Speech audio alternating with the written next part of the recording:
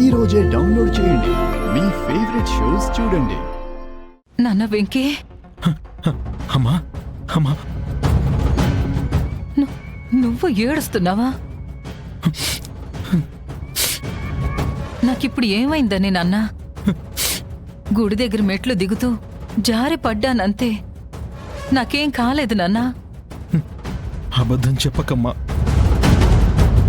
ఆ రాక్షసిని ఇంకా నువ్వు వెనకేసుకుని రాకు. అక్కడ ఏం జరిగిందో నాకంతా తెలిసిందమ్మా. నిన్ను అన్ని మాటలన్నీ నీకీ పరిస్థితి తెచ్చిందాన్ని నిలువున చీరేస్తాను. ఇంకొకసారి నిన్ను పల్లెత్తు మాట కూడా అనకుండా చేస్తాను. ఇప్పుడే వెళ్ళి ఆ తల్లి కూతురు అంతు చూస్తాను. నాన్న వెంకీ,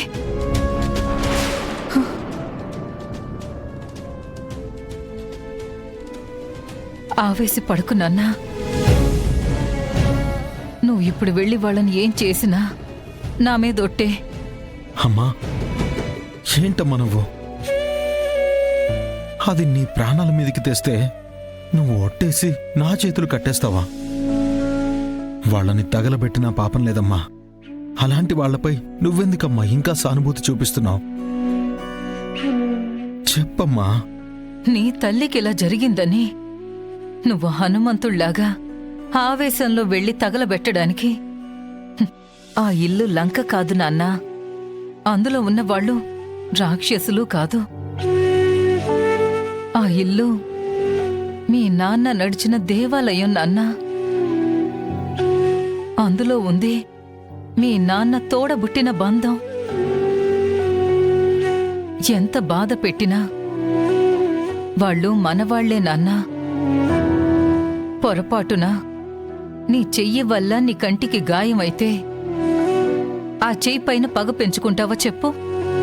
మరి వాళ్ళు పగ పెంచుకోవచ్చమ్మా. వాళ్ళు చేస్తుందేంటి? 20 ఏళ్ల నుంచి ఆ అఖిలాండేశ్వరి నిన్ను బాధ పెడుతూనే ఉంది. ఇప్పుడు ఆవిడ కూతురు కూడా నిన్ను అనేదాకా వచ్చింది. చెయ్యని తప్పుకి నిన్ను, నన్ను, ఆఖరికి చెల్లిని కూడా ఇబ్బంది పెడుతుందే. ఇంకా మనవాళ్ళు అంటూ నన్నెందుకమ్మా ఆపుతున్నావు? 20 ఏళ్ల క్రితం మీ అత్త అఖిలాండేశ్వరి ఇలా లేదు నాన్నా. మీ నాన్న దూరం అవడం వల్ల, మీ మావయ్య కనపడకపోవడం వల్ల గిట్టని వాళ్ళు ఎవరో నా పైన ఇలా నిందలు వేయడం వల్లనే మీ అత్త ఇలా మారిపోయింది. ఇప్పుడు వాళ్ళు నన్నిలా అనడం ఆపాలి అంటే నువ్వు ఆవేశపడి వాళ్ళంతు చూడ్డం కాదు నాన్న నువ్వు చెయ్యాల్సిన పని. ఒకవేళ నువ్వలా చేస్తే నాకిలాంటి మాటలుండవని నువ్వనుకుంటున్నావు. కానీ అలా చేస్తే మన అనే మనుషులే ఉండరని నేను భయపడుతున్నాను.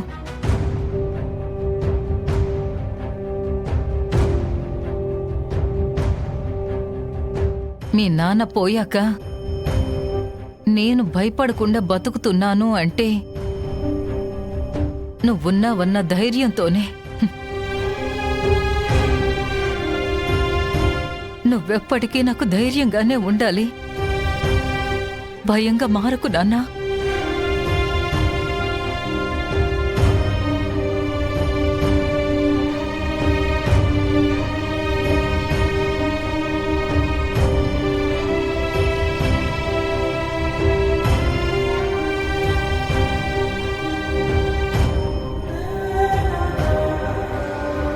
సార్, మేడంని ఇప్పుడు డిశ్చార్జ్ చేస్తాము. మీరు ఇంటికి తీసుకెళ్లొచ్చు.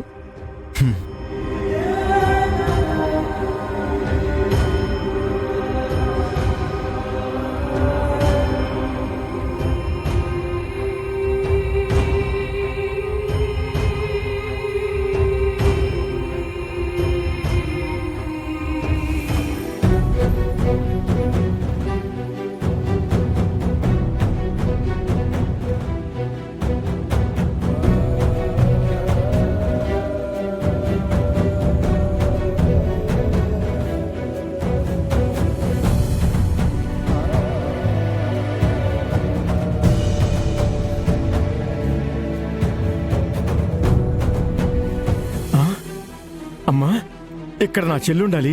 ఏదమ్మా? ఆవిడ్ని డిశ్చార్జ్ చేయొచ్చని డాక్టర్ గారు చెప్పారండి. వాళ్ళ అబ్బాయి వచ్చి ఇప్పుడే తీసుకెళ్లాడు.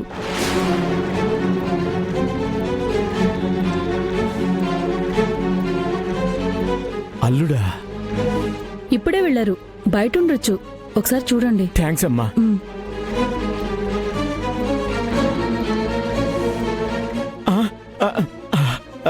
చెల్లెమ్మా, అల్లుడు, చెల్లెమ్మా, శారదా, అల్లుడు, చెల్లెమ్మా, అల్లుడు, చెల్లెమ్మా, అల్లుడు, చెల్లెమ్మా, చెల్లెమ్మా, అల్లుడు, చెల్లెమ్మా, చెల్లెమ్మా, చెల్లెమ్మా, అల్లుడు. రామా, ఏమైంది బావా? అతే చేతిగా బ్యాండేజ్ ఏంటి? హ, ఇప్పుడే వస్తాను, పదమ్మా.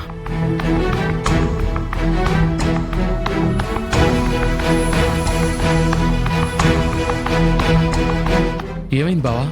ఎక్కడి నుంచి వస్తున్నారు మీరు? హాస్పిటల్ నుంచి వస్తున్నాం వినయ్. హాస్పిటల్ నుంచా? అదేంటి బావా, అత్తయ్య గుడికే కదా వెళ్ళింది. అవును, గుడికి వెళ్తేనే అక్కడ మీ చెల్లి ఎదురుపడి మా అమ్మని హాస్పిటల్కి వెళ్ళేలా చేసింది. ఆవిడికి కొడుకుని కూడా దూరం చేసి కడుపు కొత్త మిగిల్చాలని నీ కన్ను కొడుకుని నీ కూతుర్ని పావులుగా మార్చుకుని కథ మొత్తం నడిపిస్తున్నావు కదా. సరే వినయ్, నేను బయటికి వెళ్తున్నాను. అమ్మ జాగ్రత్త.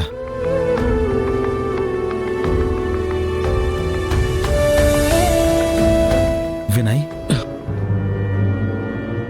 ఏమైంది?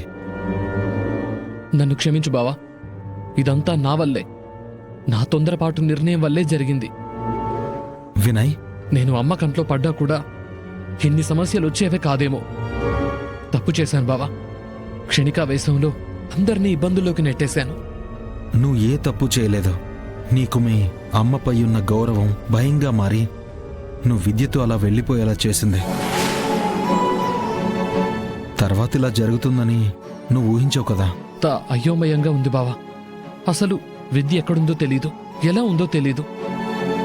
నాకు బాగా టెన్షన్గా ఉంది బావా. విద్యకేం కాదు వినయ్, నువ్వు ఎక్కువ టెన్షన్ తీసుకోకు. బావా, ఒకసారి నేను వెళ్ళి నిన్న విద్య మిస్ అయిన ప్లేస్లో వెతికిరానా? ఆహా, లేదు వినయ్, ఈ సిచ్యువేషన్లో నువ్వు బయటికి వెళ్ళడం కరెక్ట్ కాదు. నా గెస్ కరెక్ట్ అయితే నిన్ను వెతకడం కోసం మీ అమ్మ ప్రయత్నాలు చేస్తూ ఉంటుంది. హ, సరే, నేను బయలుదేరుతాను. అమ్మ ఏ పనులు చేయకుండా నువ్వు చూసుకో. ఉమ్, ఆవిడకి కాస్త రెస్ట్ కావాలి. సరే బావా, నేను చూసుకుంటాను.